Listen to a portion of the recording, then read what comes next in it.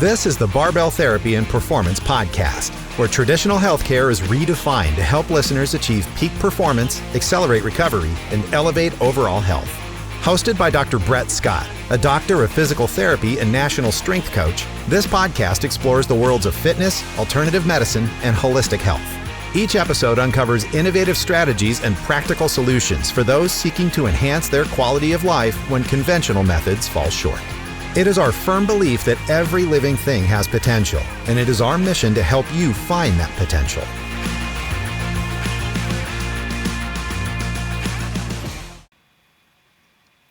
All right, everybody, welcome back to another episode of the Barbell Therapy Podcast. I'm your host, Dr. Brett Scott. With me here today is Anna Wishnowsky. She is someone that's been in the CrossFit community for a while now, and she, from her Instagram that we've seen, brings a bit of a different lens to CrossFit as far as using really strong methodology in her programming and approach to CrossFit, which I don't always see a lot with CrossFit, unfortunately. I think some gyms do it well, or some boxes do it well, and coaches, but it hasn't been kind of the theme of CrossFit to take it easy, rest, have a moderate, sub-maximal type day. So we wanted to bring Anna on to give us her perspective on that.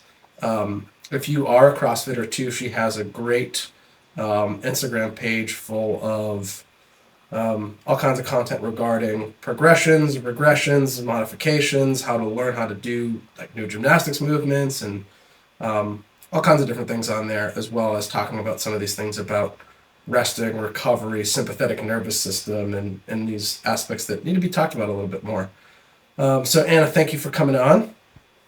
And Anna is also from down under. She's in New Zealand. So what time is it there right now? It is 6:41 a.m. Oh, okay. It's 3:40 in the afternoon here. So yeah. Wild.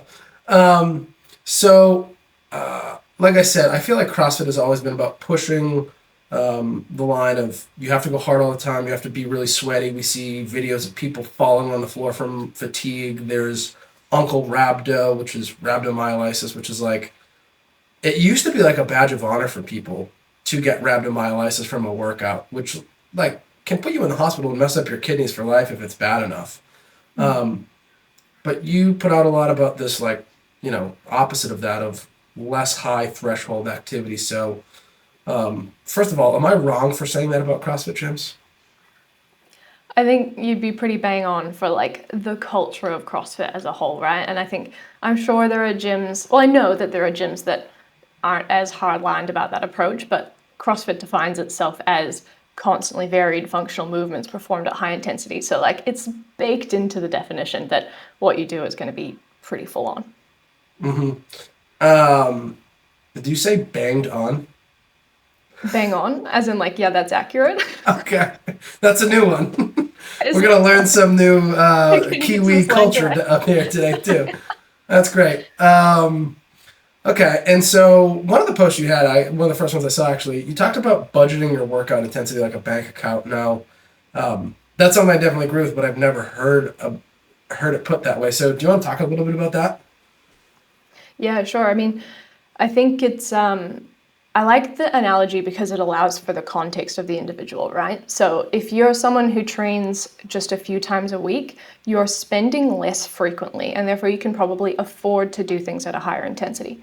So I don't want to put people off of like CrossFit classes if they're going, 2 to 4 times a week and they like to go hard and they enjoy that hour. I'm not anti that. But I think we start to run into issues when we see people like myself, or probably yourself, who are training like 6-7 days a week and really kind of like enjoying their training, but doing a lot of it. And if they're trying to be high spenders every single one of those training days, you can end up in recovery debt, right? Like you run out of money to spend. And so with the populations I tend to work with, which are usually those people who, right, like they're really invested in their training. That's why they're coming to an online coach. I do see a lot of people who are kind of overspending quite chronically, and they're ending up in this position where their nervous system isn't really recovering from the amount of work that they're doing, and they end up accidentally putting themselves in this position where they push themselves down into being lifetime intermediates because their nervous system is so blunted all the time that they're like struggling with the skills, struggling with high output stuff. And you really have to explain to them like your bank account is drained and you just keep going into debt every time you're coming into the gym. So I like the idea of having days that are higher spend days and days that are lower spend days so that you can, as you get paid, so to speak, you eat, you sleep, you allow things to recover. You've got more money in the bank to spend on the days that you want to go a little bit harder. I think like that's the crux of it, right? But I think a lot of it comes down to like what is your volume? What is your intensity? How much have you got to spend? How much ability do you have to recover? Which is like, what is your income here? And then where are the places that you're wanting to spend money or energy on? If you're wanting to spend money on power, weightlifting, speed movements, gymnastics, like high coordinative stuff, you're going to need more money in the bank or more energy in this case, because by overspending, you just end up less coordinated, less able to put out. And we kind of like diminish our ability to put high output out there overall. And it kind of turns your like supposedly high intensity days into a more moderate intensity day, just because your body doesn't have the ability to put out at that level every single day. It doesn't really work like that. Yeah. It's an interesting model because as someone that's a weightlifting coach, I get a lot of people that come to me from CrossFit that want to add and supplement coaching with me in weightlifting programming on top of CrossFit. And it's just this thing that's like, okay, well, how often do you train right now? Like I just had one woman, 38 years old, mom of 2 kids that are like 4 and 6 or something, married, works full time, is training 6 days a week for like 2 hours a day and wanted to add to that. And I was like, because her clean and jerk and her snatch are her weakest parts of her CrossFitting, and she wants to make it to like the master's camp. And I was like, all right, like before we add this in, like, can we work out a few less days a week? Because you're not gonna, I know off the bat, just from training weightlifters alone, that even for masters athletes, like 4 days can be too much sometimes, and 3 days is really good. And we can see all the positive changes with just 3 days a week of training. And so, yeah, it's interesting to see how these CrossFitters come in and like, so what do you typically, how do you tell them that they need to do less? Or what actually, not what do you say, but what things get through to them? Or is it just time and they need to come to that on their own? I think it's a really hard conversation to have, and it's also a conversation, I don't know, you've probably experienced this as much as I have, but it's a conversation you loop back to quite often. And because I'm like this too, to a certain degree, like I want to train, I enjoy training, I want to be there, and I want to see that progression. So we're compelled back to the gym, but I think it's a conversation that it might feel like it goes in circles, but I like to think that it actually goes in spirals because they get a little bit better at it every single time. And so you're landing at the same point, but they've actually progressed in terms of their understanding of the concept. But usually the way that I'm approaching it is kind of just asking them like, cool, this is the position that you're in. Tell me how you think you arrived here. Tell me what you think isn't working so well for you. And if you ask the right questions and you kind of guide them down this path in the right way, they will eventually answer their own question and they'll be like, oh, I didn't realize that I was heading into this session so fatigued or so tired or whatever. And quite often it's a little bit of like a bargaining chip where I'm like, what if we just try my way for like, let's just say 2 weeks. Can you give me 2 weeks? Like, yeah, you might hate it. You can fire me after that. Like, that's fine. But, like, let's just run it for 2 weeks. And, you get 2 weeks in and they're like, oh, okay, I feel like a different human. I've got so much more energy. And then I think you kind of start to create that proof for themselves that they do have this extra, like, gear that they can go into when their body has it available to them, that they just haven't felt in a long time because they've been so kind of chronically blunted. So yeah, I've definitely had a number of clients that are in that boat of kind of like, but I want to do more, and convincing people to peel it back is probably one of the hardest things. But it also comes down to like, where do your priorities lie? Because if your priority is enjoying your training and the main thing that helps you enjoy that training is doing shitloads of it, then like, fine, I can respect that. That's so like, do you, baby boo, that I like but if they're coming to me and they're saying like, I want these really high level skills, I want to improve my, power development, weightlifting, my gymnastics, that's when it's kind of like, okay, cool. How are you going to make sure that you bring your full self to the table so that you're at capacity to be able to learn those things? And once you start to peel back the layers of like ego and desire to get better around that, at the core of it, most people are just desperate to get better, and they're in that belief system where more is more, and they will be able to logically come to the table knowing that more is not more. It just takes a while for it to sink in emotionally, and I think I like to use extremes as like a funny way to kind of get people to land on the same page as me. But it's like, cool, so if you trained for 10 hours a day, would that make you a better athlete? Cool. And you just start kind of pushing it in that direction, and eventually they start making the argument for you that it's like, well, no, that's not effective. And then you can peel it back to like, okay, so how much is effective? Like, what do we actually need here to start getting a result? So wherever I can, I make people argue their case for me, and then they convince themselves. There you go. I like that. And there's a couple I use too. Like, I'm like, hey, like if you took, if you had a headache and you took some Tylenol, like that might help your headache, right? I'm like, yeah.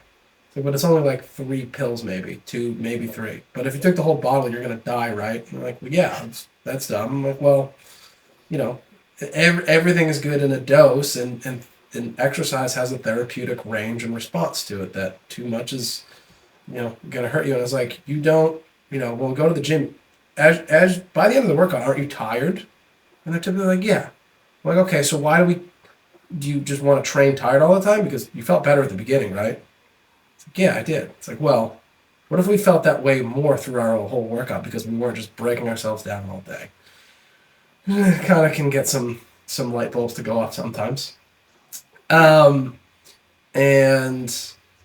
I use some analogies too, like a lot of these, like at least over here, American football, they like most professionals and collegiate teams, they train 3 days a week. That's it. They lift 3 days.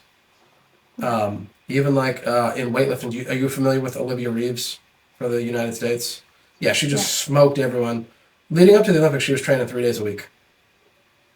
And right. everyone was like, wait, what? I was like, yep, 3 days a week. One of the best weightlifters we've seen in this country in a long, long, long time is training less than everyone else. And even in my gym, like a lot of times people will be like, how is so-and-so making so much progress? I'm like, they're doing less than you. I'm like, what?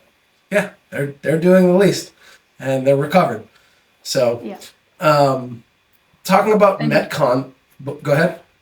Oh, I was just gonna say, like, looping back to your mama that's like, you're trying to program weightlifting on top of her CrossFit stuff. Like, that's exactly the kind of person that we're looking at, right? Who like is probably really desperate to get better for herself. Maybe she's got lots of other parts of her life that, are stressors. And then we're asking to add a whole bunch of extra stress through training to a lifestyle that's already quite full. I think there's definitely a case for people like that who it's like, your cup's pretty full, mate. Like we've got to squeeze in what we can. But if we start spilling over the top, then it's not necessarily going to be beneficial. Yeah. And so, well, I see too, the other thing is people get stressed out when you tell them they need to do less. Yes. like I can't not work out 6 days a week. It's like you can. Like they don't know what else to do with themselves.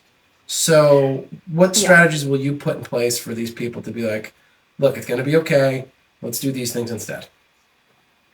Yeah, I think that becomes a very difficult conversation because quite often there are reasons behind that, right? It's like, okay, why do you feel the need to work out this much? And there's fundamentally usually some level of like insecurity or feeling like they're not good enough. I need to do this because I need to prove myself, whether it's to themselves or to them, whoever them is, like there's always a them with a capital T, and quite often they haven't even necessarily defined it for themselves. So it actually comes back to quite a deep emotional question about like, who are you? How strong are you in yourself? And what are you trying to prove by becoming this person or working toward this thing? And that's really hard. Like it can be quite an identity question for people, because they want to be seen, or they want to view themselves as a hard worker. And the belief system around that, again, is it comes back to the more is more mentality. So there's levels of like insecurity. Sometimes it's ego. Sometimes it's like, well, I think that I should be, at X level, and I'm not at X level, so I need to achieve X level.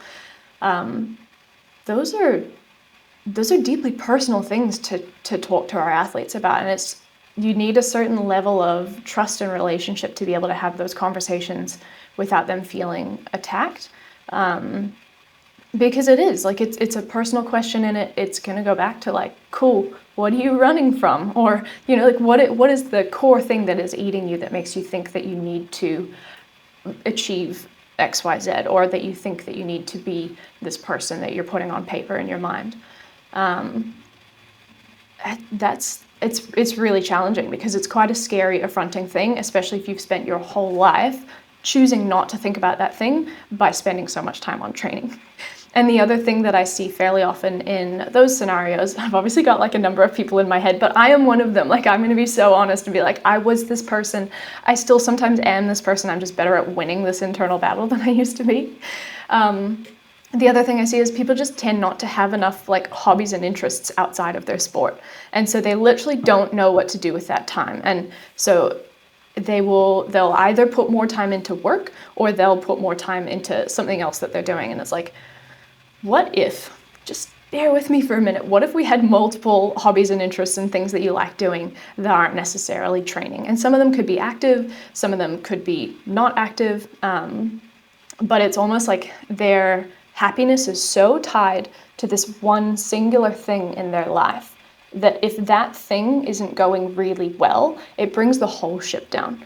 And if you were to I call it diversifying your happiness portfolio, which is really cheesy, but I really like that. To people, it's like, okay, if all of your happiness is wrapped up into training, and maybe if you're lucky, work, what about, your mom? How about the family? How about, the development of your children? How about, oh, you like reading? How's your book club going? Like, if we start to bring their happiness into this broader portfolio of the overall life and all of the different things in that life that are going well, it's a lot easier for that portfolio to kind of feel like it's rich and progressing and doing well, versus being like, well, my training, I can't do enough training, I can't get good enough at weightlifting or at CrossFit or whatever it is, and therefore I'm sad about myself.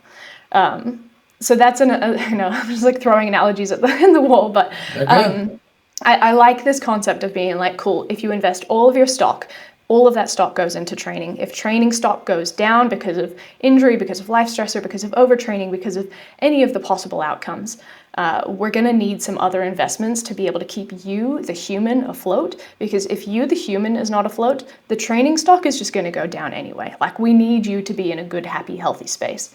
And maybe that means finding another hobby. I don't know what it's going to be for that person, but I have found that as an analogy that speaks to people. They don't want to hear it, they don't like to hear it, and they don't want to find a hobby.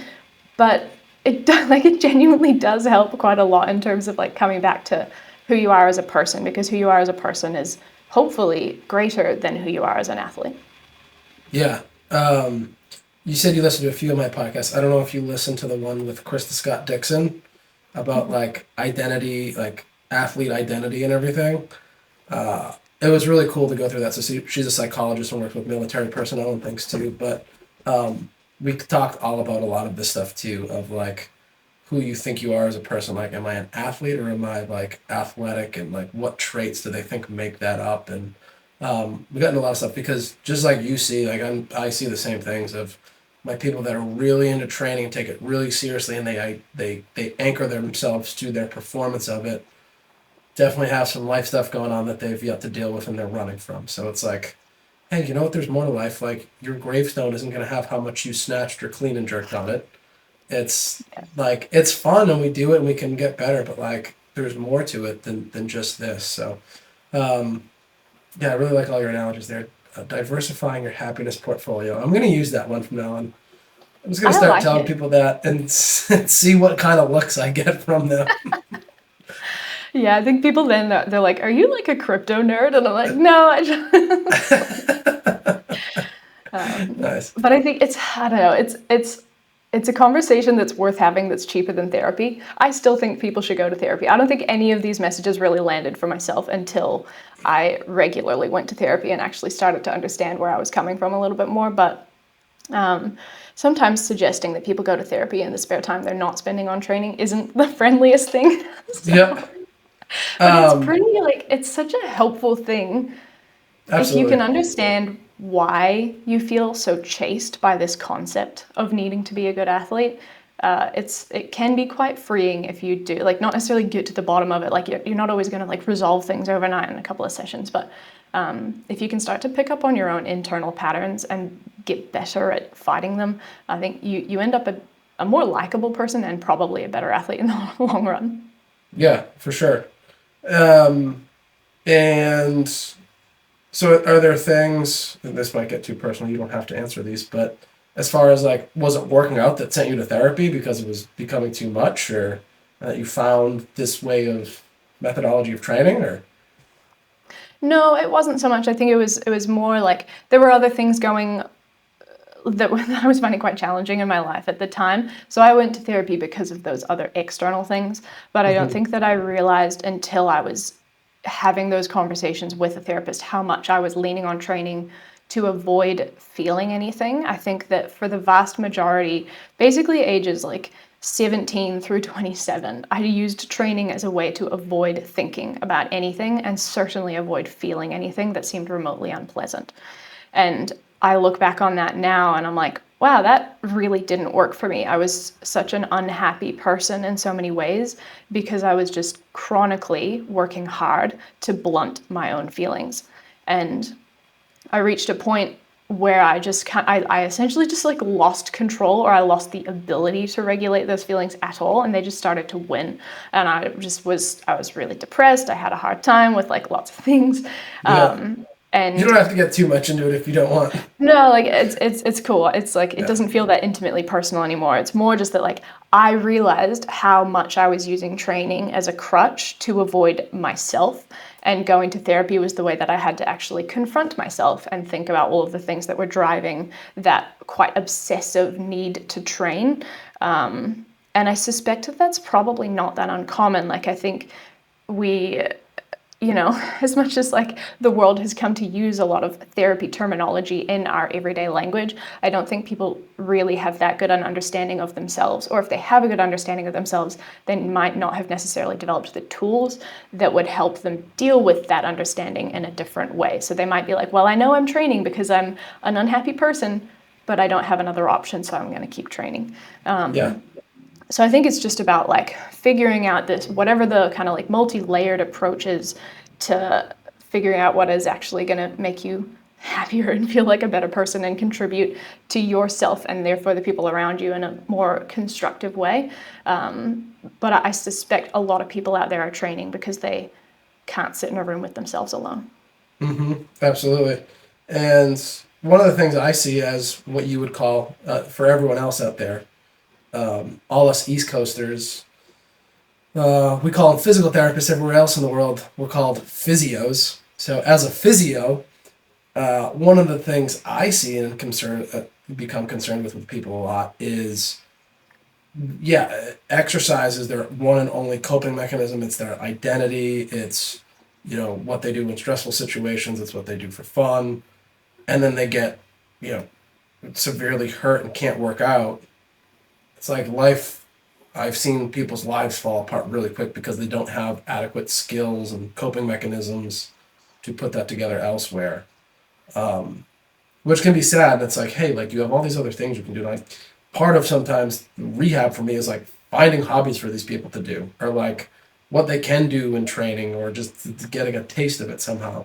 So that's just interesting to see that, a lot of it comes from like these deep-rooted things. Now, off of that topic, and onto something a little bit less deep, you think that MetCons shouldn't make up an enormous amount of your CrossFit training. Why is that? Yeah, I think, again, this is just one of those things that I'm like, this is not a hot take outside of CrossFit. Like in CrossFit, people are like, what? But outside of that, people will be like, duh. And I think of MetCons as being the sport part of CrossFit, right? Like we compete in MetCons. And in many sports, the sport itself does actually make up a pretty substantial part of training because it's the most realistic way to portray those scenarios to the athlete. But I think people who are good at CrossFit because they are beasts. Like you have to be very strong, you have to be very fit, you have to be quite coordinated. And a lot of those things are better trained outside of the MetCon context. That combined with the fact that most of the MetCons that we see are operating at that super high intensity, and if we're repeating those day on day on day, we're not allowing for that recovery bank to start coming back. I think a lot of people end up in this position that they're kind of like repeating the same things without necessarily seeing progress. So by pulling apart some of the pieces that make up a good CrossFit athlete, training the strength, training the speed, training the coordination, training the fitness, and then bringing those together to execute the sport when it's time to execute the sport, I think generally makes a lot more sense. Now, I'm saying that as a person who coaches a lot of individuals, and I recognize that in a gym setting, when you're coaching people who are coming in and your gym needs to make a profit and you need to be an entertaining place to be, you start to run into a lot more challenges with the execution of that. So I know I'm in quite a privileged position that I'm programming for people who are like, I want the best path, not the most fun path.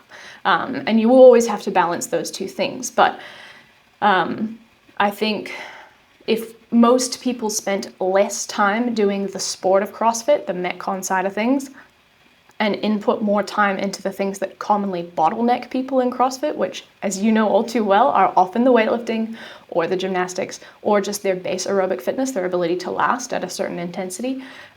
Those are very often the things that will unlock a better MetCon result for people.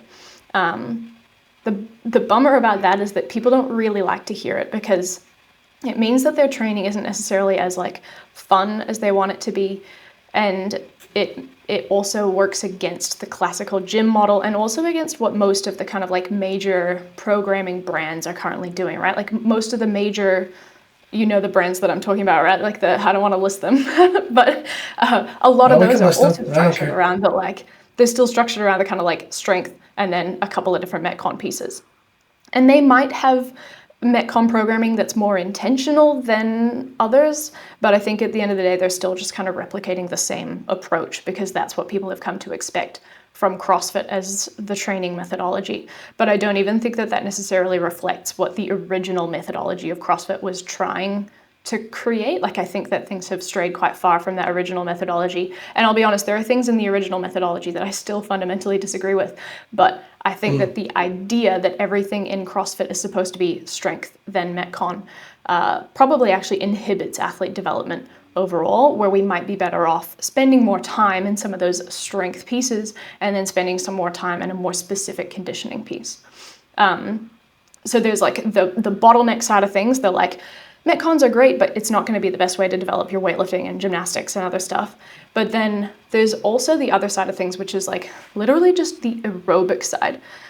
And if we look at some of the inclusions in a MetCon, I realize I'm talking a lot, so stop me if you have like an interjection. This is something that, what's his name? Training think tank, Evan Pycon, talks about a fair bit, is that like a higher heart rate doesn't always equate to a higher aerobic intensity. We can spike a heart rate with several different things. And if we think about like a heavy clean or a sandbag clean or even a heavy farmer's walk, those are all things that are going to spike the heart rate, but aren't necessarily spiking the heart rate because of an increased metabolic demand from the muscle.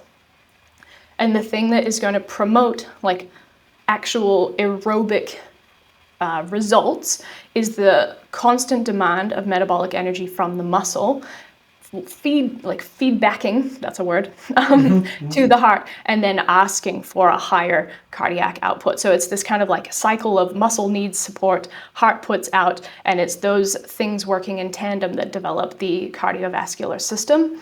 But we can kind of like We can bypass that system by increasing intra-abdominal pressure, so bracing, picking up heavy stuff, anything that occludes your breathing, so sandbag clean, stuff like that. All of those things that create lots of pressure, or things that massively occlude a muscle. So like if you catch a fat pump in your legs, that's also going to decrease the amount of blood that comes back to the heart. And when you decrease the volume of blood that comes back to the heart, you again increase the heart rate because there's less volume to work with. So the heart goes into overdrive trying to get the blood pumping. Sorry, there's a couple of sirens. You're going to hear that in the background. Hurry up, guys. Sorry, so when we reduce the amount of blood that's returning to the heart by, catching a fat pump in the muscle, then the heart has to go into overdrive, beat faster and faster to continue the same amount of output of blood through the body. So by those two mechanisms, either raising intra-abdominal pressure or like reducing the amount of preload blood returning to the heart, we can artificially spike heart rate without necessarily increasing the demand of the muscle to the heart. And so those two things are quite common to see in MetCons because of the movements that we select. A heavy clean will do that, heavy sandbags, kettlebell carries, any of those types of really heavy, really intense things are going to produce one or both of those results versus the kind of thing of like sitting on a rower, being in pain, like you will, but it's a more continuous demand of of energy demand from the muscle, and therefore the way that the system actually works cardiometabolically is a little bit different. So that's the other place where MetCons are in some ways less useful depending on the movement selection of that MetCon, if the pure outcome that we want is cardiac development, or I should say fitness development, because it's also happening at the level of the muscle. That was a lot of science shit. Did that make any sense?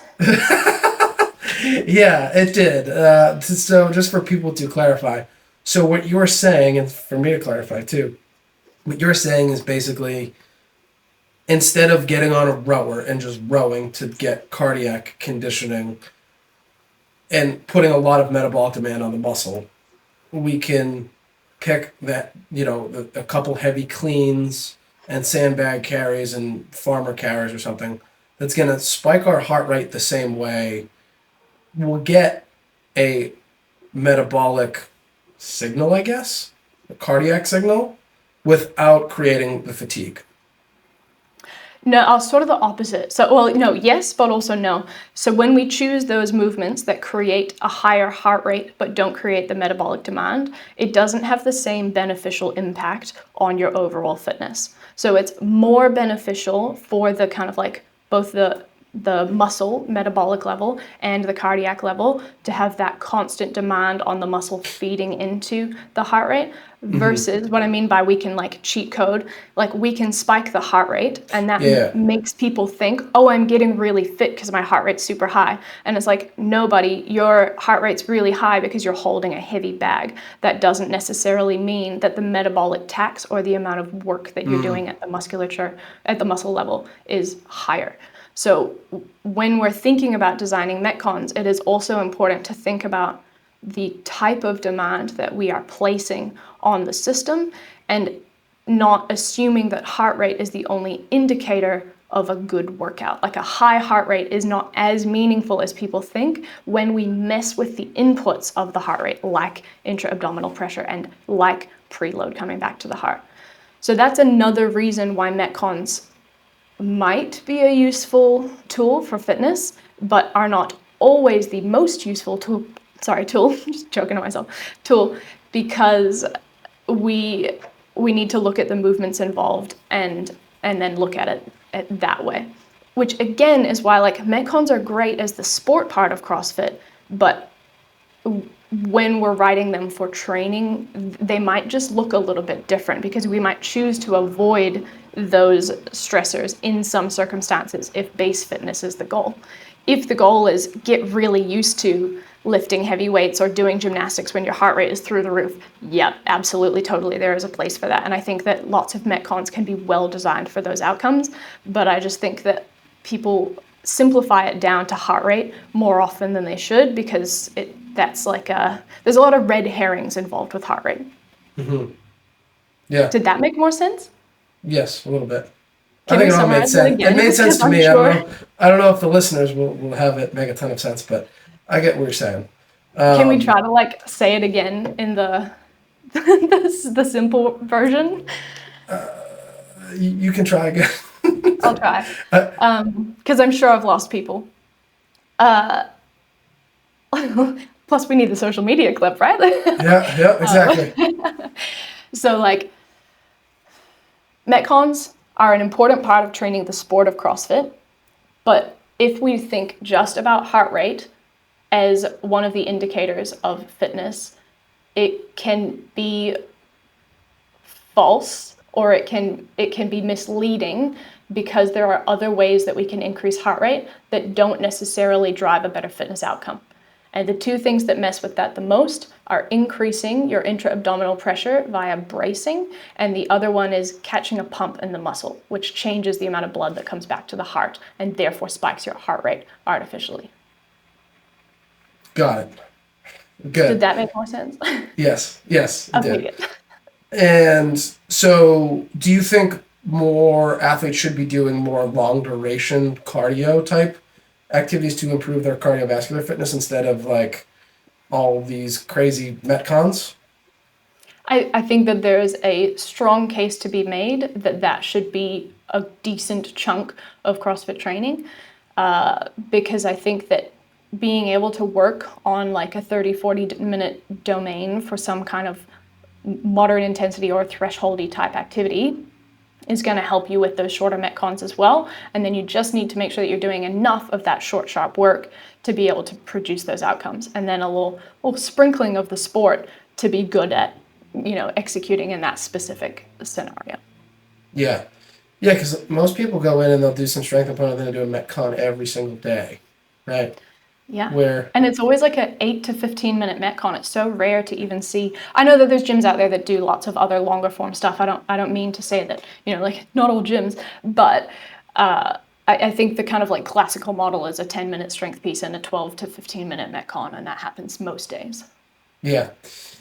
Because when we look at like Olympic lifting, for example, like my athletes are doing their, competition specific lifts once a week, and everything else is variation around that, and working at different aspects. So I don't, and even with that being said, like we're not training heavy singles every Saturday.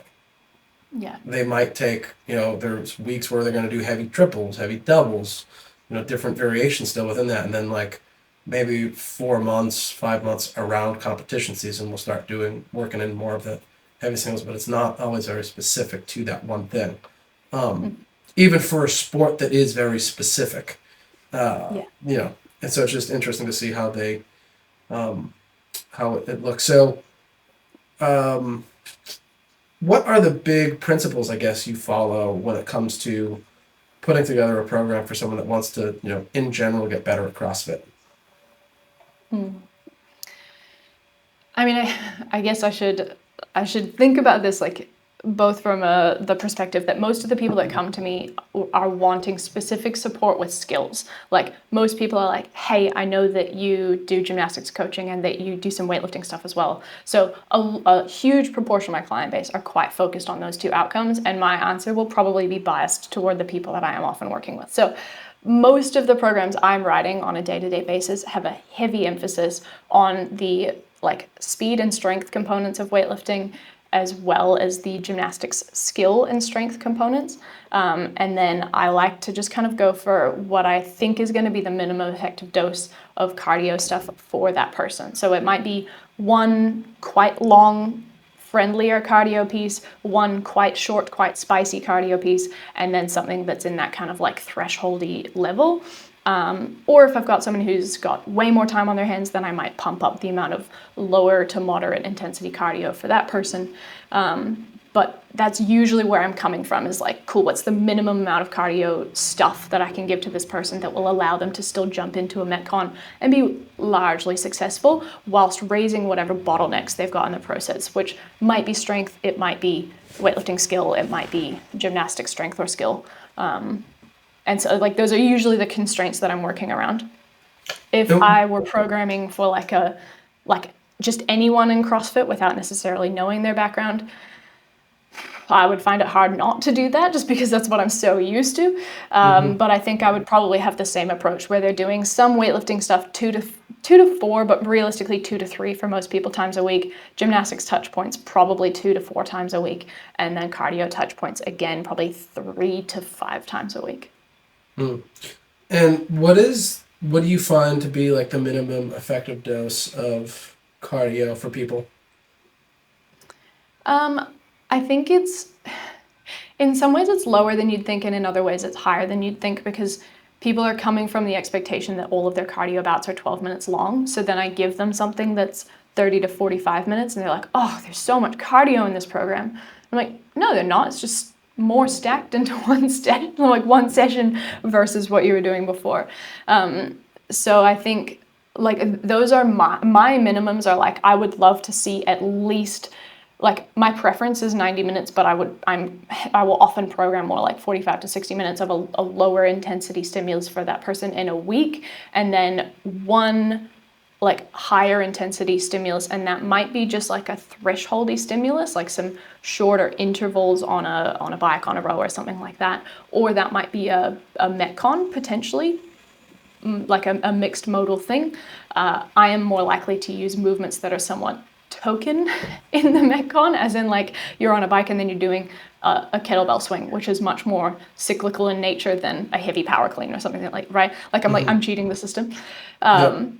But that's kind of the way I structure it. And then the more like opportunities I have in the week and the more recovery capacity I have for someone, then I might also throw in something like a very high intensity, short cardio stimulus for someone. Yeah, I guess that's how I think about it. But I think the main things that I suspect are missing from the average CrossFit program are a longer, easier piece for most people, and the ability to hit those higher intensity pieces with full intensity and actually having, as we said, like the energy in the bank to do those at a true high intensity. Yeah, and you agree? You do yours any differently? I assume you program for some CrossFitters, right? So I'm not programming like the CrossFit aspect of things for people. I'll try to get, if they have it, they'll give me their CrossFit programming for like the week or the month or whatever, and then I'm supplementally programming in their weightlifting. And I like to do that in the beginning of any workout, not the end. Sometimes I'll try to do things like, no, I don't need you doing a MetCon and then trying to relearn how to snatch here.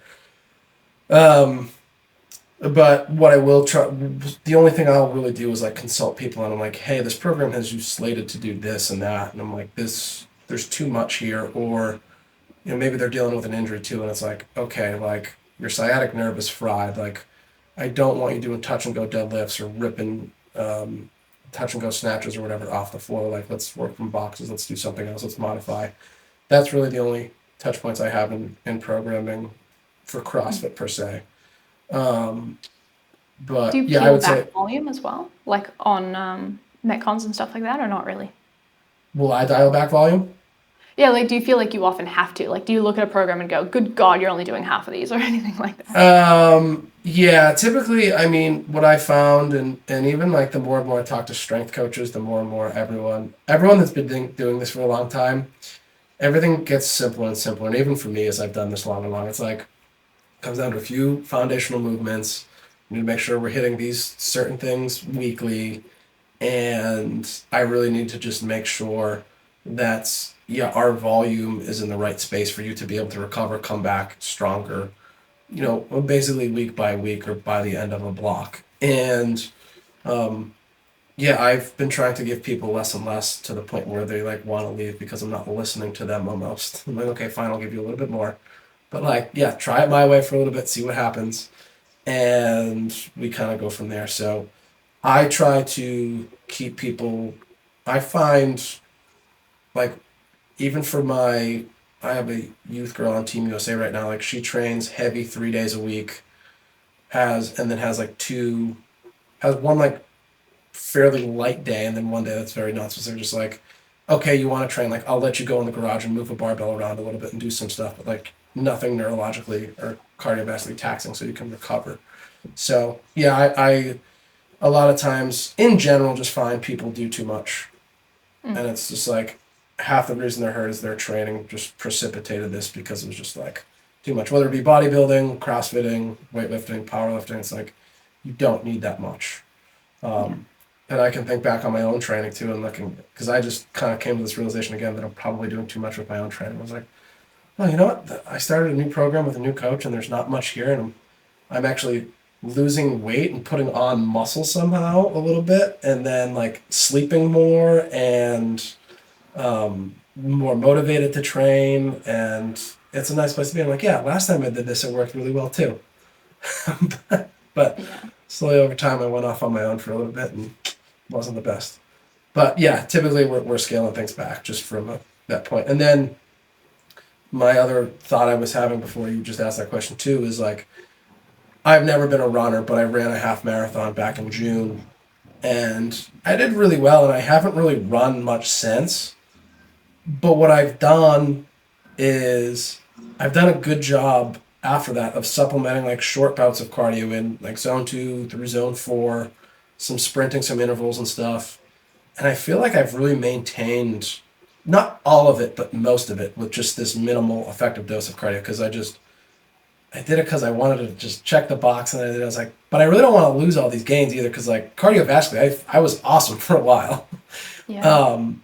The rest of my training sucked, but you know, that's what happens when you're just trying to run at 13 miles at 200 pounds. But yeah, I just found that like, oh, you know what, I can keep these cardiovascular gains with just doing a lot less. Then I don't have to go out and run 13 miles a day to keep it. And if I want to, I will, but probably maybe we'll do it again. I don't know. And it's that kind of like minimum viable dose thing, right? Is it's like the dosage is actually, it's not that high, but it does need to be like reasonably intelligently spread, right? Yeah. And I think that I do firmly believe, like some people will be like, it's just volume across the week, but I really do think that you should have to work harder than, or work for longer, I should say, than half an hour at a time sometimes. Like I just think like there is an occasion where it's like you should probably be training for a certain amount of time at a certain heart rate to get used to that concept. And I think that's one of the things that's very often missing in CrossFit. Yeah, I agree. Running especially, like I would say like 45 minutes or so was where I started to feel like there was like a cut off of, okay, like this was definitely harder than 20 minutes because it's more than double. But a lot of people ask me like, what would I do different with my training? And I followed a pretty solid, reputable program and things, and I ended up getting shin splints, but I didn't have a lot of training age behind me. But what I'll say is, if I was to go back and do it again, I would have done a lot more moderate duration work. So in that 40 to 60 minute interval, instead of these shorter bouts and then one longer duration run through the week. Like I would have waited till closer to the actual race to start upping my long duration runs, because I think that's what beat me down at the end of the day. And then I was like, hopped up on a lot of ibuprofen to get through the race. But you know, it's what happens when we want to compete in something. So are there any major things too that you think CrossFit could do better as a whole, or that coaches could do better as a whole? Yeah, I think I guess there's a couple of things that come to mind. I think one of the things that, I wonder if you'll find this funny or if you'll identify with this, but like one of the things that appeals to people about CrossFit is the amount of variety, right? In the class structure, in the movements, whatever. But I think as coaches, or if you're looking from a more just kind of like movement lens, we can see a lot of similarity between a lot of the movements. And so we can provide novelty and variety for members by swapping a wobble for a thruster, but at the end of the day, it is a squat and a push. It is the same thing. And when people talk about like, oh, CrossFit is like so injurious, it actually isn't. Like as a sport, as an activity, the rate of injury is not nearly as high as people think it is, and it doesn't come anywhere close to something like, I don't know, soccer. But like some of the things that we could tidy up in terms of programming for people is because like if we're ending up with injuries or niggles or whatever, where it's like, cool, well, you have a lot of repetitive use of this exact same movement pattern. We can break free from some of that just by introducing small amounts of movement variability in a warm-up or in a finisher that are touching on some of the movements that we don't see in the sport of CrossFit. So that's like, I don't know, your lateral flexion, your side bending, your rotational movements, anything that's in the kind of like side to side, your frontal plane work, any of those types of things, like we simply don't see them in CrossFit, and we are therefore often underexposed to them. So I like to program them just as like here is your almost token amount of like rotating in a week. Like it's just going to go into a warm-up or a finisher or something like that, and it's like, cool, I'm just asking you to round your spine today. I'm just asking you to rotate today. I'm just going to get you to do a few Russian twists, not super heavy, not because I need you to like get huge obliques. I just want your spine to spine in a couple of different ways this week. And I think it's one of the things that I do that often leads people to come to me a few months after starting training and be like, my body just feels better. I don't really know why, what's changed. And I'm like, yeah, well, your volume changed in various departments, and also you started moving your body like a body again. Like there's just a few of those types of movements that I think don't necessarily come through in CrossFit, the sport, that would probably help people feel a little bit better. So that's probably one for me. I don't know, would you like globally agree with that, do you think? Yeah, I would. Yeah, you guys do a lot of sagittal plane movements. I would say getting in the frontal plane and rotating a little bit is very important for most people because it just becomes this thing where that one heavy movement where something does rotate or something is a little off, where you have this asymmetry that's typically becomes a rotational issue. When that happens and it's at a high threshold and you're at, you don't have much left in the bank account, having trained that rotation really helps so your body knows what to do when that time comes. So I'm a big proponent of doing, like banded chops, half kneeling chops, lifts, some type of thoracic mobility rotationally a lot of times. Because a lot of times too, like thoracic rotation will actually improve extension and overhead because it's a coupled motion. So those are some big aspects I look at there, as well as just, sometimes too, it's too many people spend time stretching, I think, and but everyone thinks, oh, mobility. It's like, I see gymnasts all the time and they're always hurt. And they're all super mobile. And it really comes down to, well, is this shit strong enough to keep withstanding what you're trying to put it through? Typically not. Weak things break, strong things don't. So let's put some time into making these little movements, coordinated behaviors and things just stronger, better patterns. Like movement quality is still at a high performance, something we need to deal with. So there are plenty of times like I'm going to do some massage on someone. I might have them do some type of like PNF type stretching. But at the end of the day, the goal is to make sure they're strong enough to return to it. So it might, and so it depends on, what that person looks like, what things, because everyone moves different. So I can't say like there's one thing I would do.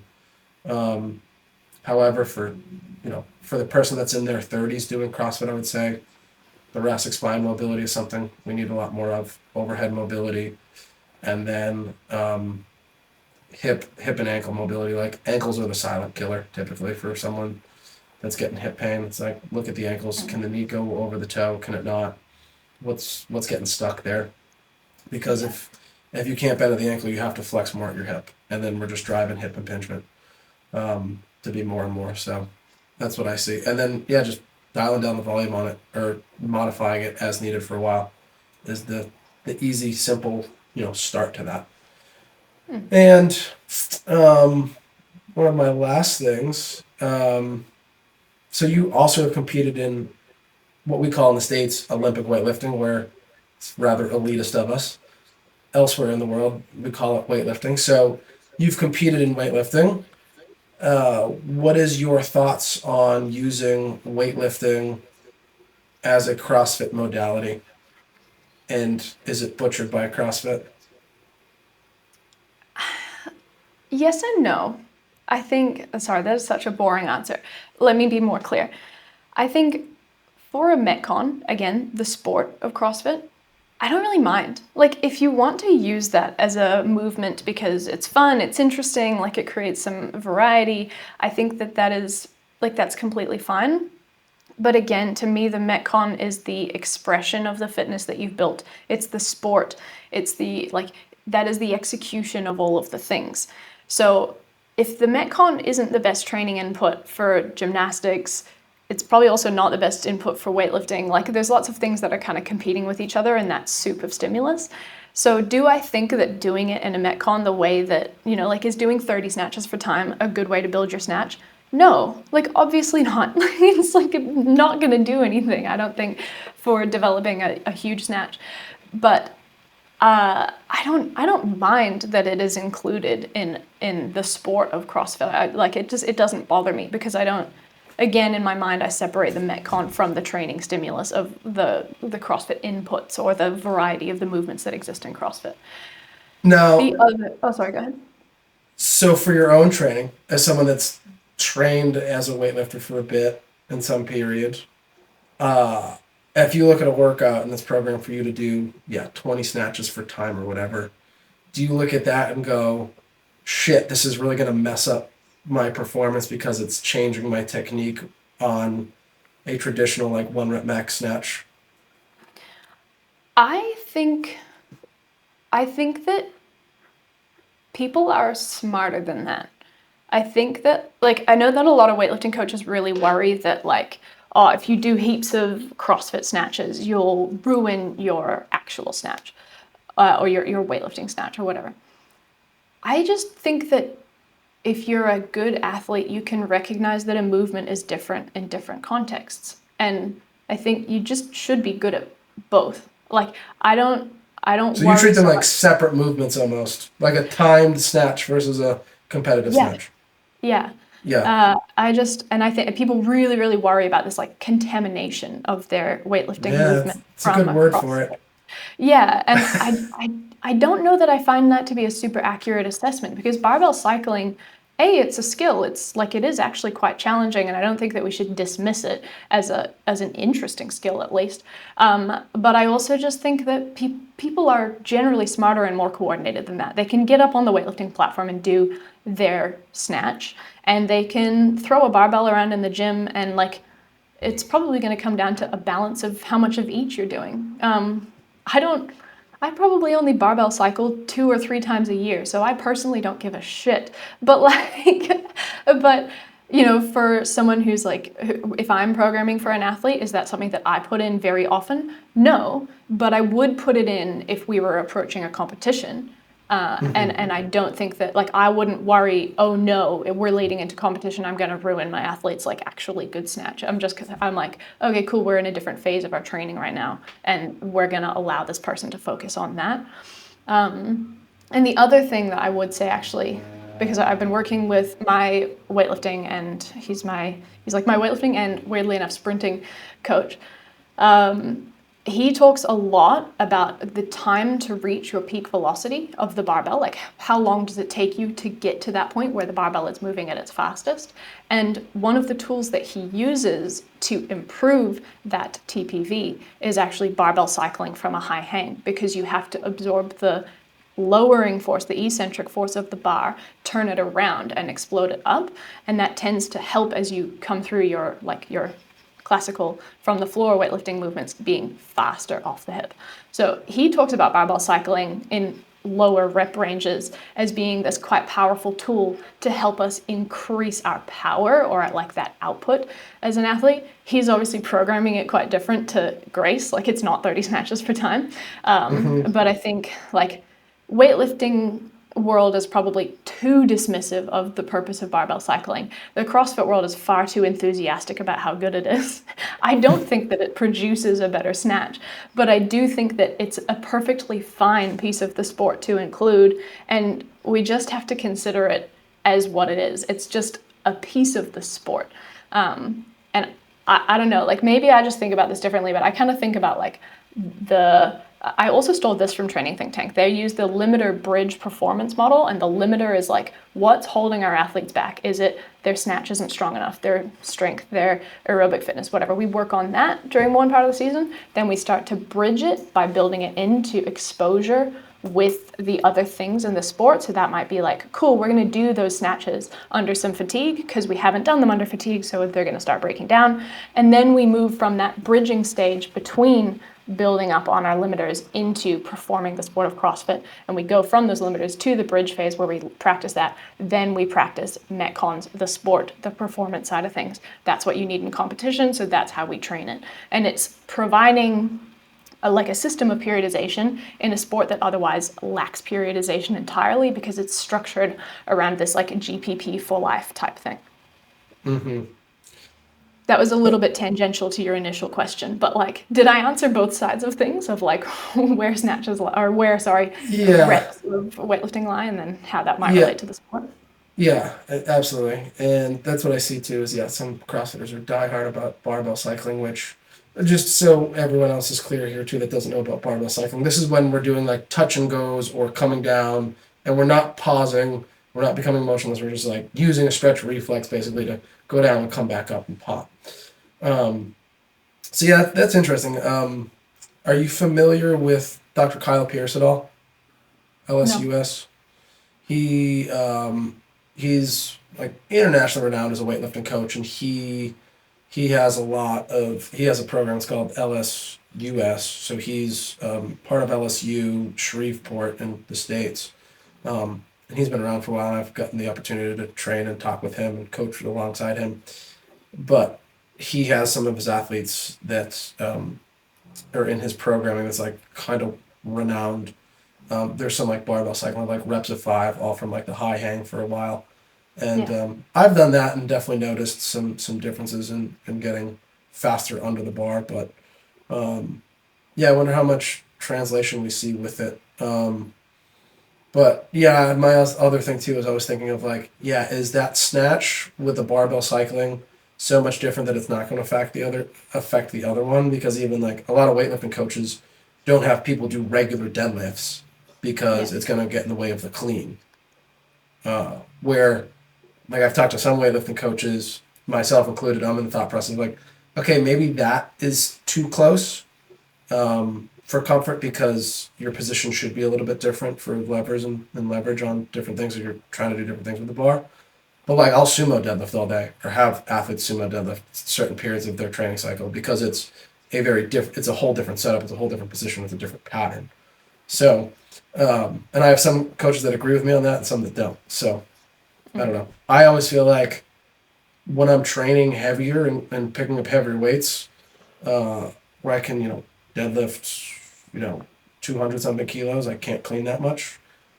The lighter clean feels lighter when I'm lifting relatively heavier weights comparatively. So that's how I've always thought about it. And I think it becomes a question of like, how coordinated do you think people are? Do you think that people produce the exact same movement pattern every time they do something? Or do you think that they have the coordinative capacity to change their mind about what they're doing? And that might depend person to person too. Well, 100%. And like, I think that people who are more coordinated probably have more options when it comes to that stuff, and people who are less coordinated might not. And at a certain level of weightlifting, are you going to see those less coordinated people, or are they going to be filtered out in the process of getting to that high level? I think I have my suspicion that natural they are selection already gone, right? Like they either gave up on it because they realized it wasn't for them, or they're just going to keep competing at a local level forever, and that is perfectly fine. But I don't tend to worry about the contamination issue because I like to think that people are more coordinated than that, because your brain isn't, like, my understanding of human movement, and maybe I'm wrong, please correct me if you've got strong evidence to the contrary, but I'm like, your brain isn't just like pulling the file off the shelf of like, here, we insert clean. It's like, it's pulling together several different things and it's coordinating that movement over and over and over again. Like what's the hammer thing? The study I'm talking about? Yeah. the movement, your brain generates how the movement happens every time you do it, which makes me think, and yes, we can refine a movement. The hammer will be more accurate in how it strikes as you become more experienced, but that doesn't mean that it's a plug and play system. And I think that makes me believe that people are more coordinated than worrying that their deadlift will contaminate their clean. Maybe I'm too optimistic though. Maybe I haven't been doing this long enough. Maybe, I don't know. But that's where I sit on it at this point in time. So here's my thought on it. And I think it depends on the person too. But my thought is, we know from motor learning research, learning is trial and error. So when you're first learning something new, some new task or activity, there are thousands of neurons and synapses and pathways that are there. And your body's going to try different ones. So like if you're pitching, throwing a ball in a strike zone, you're going to have you could try 1,000 different times. The more you do it, your body learns which ones are wrong and it starts to eliminate those. And your consistency and accuracy will go up due to a process of elimination. My thing with the snatch is, if we're barbell cycling all this and we're telling ourselves, oh, that was a good one, this is good, that worked, but it's like a mixed task where they're similar enough, does our body start to associate that and go, okay, at the end of the day, these are both snatches. This works for me to cycle a barbell 20 times. This could work to do it once. How much of that gets mixed in? I don't know. There's probably no good answer. I will say my big thing is thinking of the athletes I have. Of some of my best athletes are not mindful at all, and they don't take cues well. They're just good athletes. So, but what happens there, their biggest limiting factor is their mindfulness. I need you to do these one or two things really well and focus on this. And they still can't sometimes focus on that. And so then it becomes, okay, like, how do we get here? And if you can't filter one from the other and be mindful of the differences between them when you're training them, then we might run into issues. Or have some athletes that are very, very mindful of, these are different. I know I need to be here for this one. I know I need to do this on this. And they could probably do it just fine. So I think it comes down to, that's the one big thing I think of, like the mindfulness part of it. And you're right, there's probably huge inter-individual differences there that, how could we ever account for it, study it, figure it out? I don't know. I don't have any answers for that. Yeah, we can't, unfortunately, but it would be a good lifelong experiment. I'll start running with people. Yeah. So, Anna, is there anything else you'd like to add to our conversation here before we wrap up? Did you want to talk about active recovery just because it's in the notes? We don't have to. Oh, yes, active recovery. That was one, I breezed over that one. So, active recovery, you don't like that term. Yeah. Tell me more about that. I think it's an issue with the term more than the activities that people do. So I think I don't like the term active recovery because it makes people think that the activity is what's doing the recovery. They think like, oh, if I go for a jog, that is producing the result of recovery, which isn't true.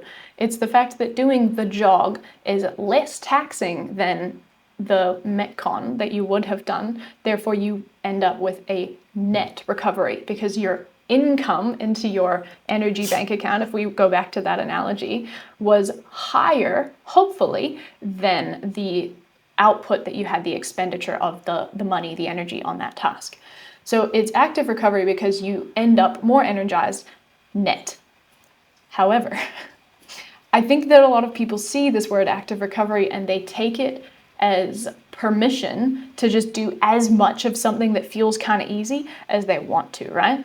And so someone who'll be like, the furthest I've ever run in my life is 12 Ks. They'll do a 10K run on their active recovery day at quite a high intensity because they'll be like, running feels easier than a MetCon. And it's like, your body's perspective on that is that you just did like a 90% distance effort. Like that was not active recovery. That was a pretty substantial metabolic, physiological CNS tax at the end of the day. Like that was not recovery. And so I think that coming back to our like earlier conversation around people drive themselves into this recovery debt, they see active recovery and they're like, yes, I can do so much. I can go for an 800-kilometer swim today. And I'm like, no, you fucking can't. No, you have not earned that. There is someone out there for whom that is active recovery. You're not that guy, I promise. You know, and so it is obviously relative to like the volume and the training history, and like, cool, were you once an Ironman in a former life? Maybe a 12K run is 100% active recovery for you. But if your PB run is 1 kilometer further than you're going, no. Like, I think people just take it as a very long leash. And I don't think that that's what it should be. And the third reason that I don't, so like first one is like, it's not how recovery works. It's a net recovery benefit. The second is it gives people permission to do too much. And the third is that it devalues the concept of aerobic training. So because they're viewing it as recovery instead of a training stimulus, they're like, well, it's not really doing much, is it? Like, do you know what I mean? It's like, no, you have misunderstood that long jog, long swim, long bike ride, easy training thing is actually a potent, valuable stimulus that trains your system to work well. It takes that metabolic demand in the muscle that we talked about, feeds it back to the heart. That cycle, that beautiful cycle, is the whole reason you can do sport. And if you don't think that cycle is important and you're just throwing it in as like, this is how I'm recovering, you didn't understand just how useful that activity was for you. So that's why I don't like the term. It's not that I think people shouldn't be going for their swim on a Thursday or whatever. Like, I know that's a big CrossFit thing. It's like swimming Thursday. I'm just like, you've read all of this wrong. Like, you misunderstood what's happening here. And if they understood the things that are behind it, then I'd be like, yeah, sweet. Like, enjoy your swim. Go blow some bubbles. Cool. But I just like, it's the way people think about it that I find repulsive because it's all wrong. Yeah, no, I agree. And it's like, it's that thing that's an excuse of like a recovering alcoholic. It's like, I'll just go to the bar and have one shot. And it's like, no, you're not. Or someone that's like, well, I'm training 5 days a week, so I have this active recovery day that's just not as much as the others. And it's absolutely, it's like that. It's it very much has become like this is an excuse thing. And like recovery to me is, are you sitting on the couch? Are you reading a book, watching TV, just being a vegetable for a little bit? Like, can you just turn down and not just keep adding things because you don't know how to like sit with yourself? And I think it's a lot of that. And then, like you said, I think there's this mix up with the whole cardiovascular thing of like, yes, zone 2 training is great to improve our mitochondrial density, which is going to improve blood flow and improve our recovery time. However, when doing that, we still have to view it as training. We can't just be like, yeah, it's nothing, because it's still something, and we need to account for it in our bank account. So, did you get it all out of your system there? Yeah, I'm done. You feel very strongly about that one, I could tell. I've worked with so many people lately who are just like, can I do more? No, you cannot. Yeah. Yeah. I hear you. Every day I have that fight. Even my 16-year-old that she's the one, so Brooke, she's on Team USA, and she started as a CrossFitter, came to me to do a workshop, and now she's on Team USA, like traveling the world. She's never won in the country. She was doing CrossFit like 5 days a week, started with me like 3 days a week, and then it became 4, then she wanted to do 5. And then she started doing well at these weightlifting competitions. Like, maybe I should do less CrossFit. I was like, yeah, maybe a little bit. And now it's dwindled down to she's not even doing 1 day a week typically. Wow. She's like, well, I need more volume of this. Like, no, you don't. You keep getting better and better the more we take out. So why are we going to change it? More, yeah. And she was literally arguing with me last week about, she's like, well, I'm not even CrossFitting anymore, so I should be able to do more. And then the next day, she literally put 6 kilos on her total in a day. And I was like, okay, I'm standing with what I thought. And however, I will say my one thing to defend CrossFit too, because I don't hate CrossFit, and I've told a lot of coaches this too. Part of what I love about CrossFit, as far as like weightlifting goes, it can make for a really good weightlifter in like competition because they have such better conditioning than my weightlifters that sit around in the gym, do a set, rest for 5 minutes, talk to their friends, get caught up for 10 minutes before they do their next set. I think some of that metabolic conditioning and things, when you can do something high intensity, rest minimally, and still be able to go out and execute again, like that is one of the strongest things I have in her as a weightlifter. Is like, I know she can sit as long as she needs to, but she can also go within like a minute of rest and still do well. So I really do like what CrossFit can bring to weightlifting in that aspect when it's done right. We're not getting hurt from it. So. Do you include any aerobic, like easy aerobic stuff for your purist weightlifting clients, coach, athletes? You do? Yep. Yeah. So like, even if you look at like the old Russian textbooks, they're like, part of their training was like before their training session, they would go out and do like a 3-mile run sometimes. Right. And, in Russia in the middle of the winter or whatever. So, everyone wants to just get into the reps and sets of how much to clean and snatch and back squat, but really, from a recovery as part of training to improve recovery, just overall wellness, I think aerobic training is very underutilized in Olympic weightlifting and powerlifting, because what I see, the people that even just do a little bit of it, their joints feel better, their recovery is better, they sleep better. And if you really think of it, like if we're only training anaerobically all the time and these short bouts where we're not really moving oxygen, I know like my own personal experience is like if I train too heavy too long without any cardio, my body feels like garbage. Yeah, same. Versus like I always do better like mixing in higher volume stuff or like higher volume sets, because it just seems to, I think, just from like a joint nutrition standpoint and everything, like it's just feeding the body more oxygen, more nutrients, whatever. So yeah, I try to, a lot of weightlifters don't want to do it. So it's like, I have to compromise with them as far as like, okay, we're out of competition season, this and that. Some of them though have been like, oh, you know what? I actually feel better doing this and I'm recovering better. And like, can we do a little more? I'm like, yeah, let's go. Yeah. Yeah. And cool. Then, so yeah, it just depends on the person and who I'm fighting against. Yeah. Yeah, 100%. But, yeah. Anna, where can people find you if they want to reach out to you? Easiest place is on Instagram because I'm all over it like flies. Anna Wish Fitness is my handle. I still hate that handle, but we're rolling with it for now. My 2025 goal is to be on YouTube at the same handle, so maybe we'll see some content there, but maybe we won't. I don't know. It depends how successful I am with that. I don't really post to TikTok anymore, but if you want a website, it's annawish.net.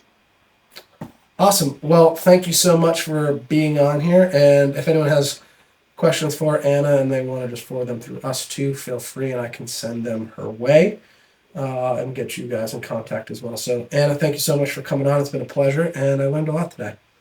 Thanks so much for having me. No problem.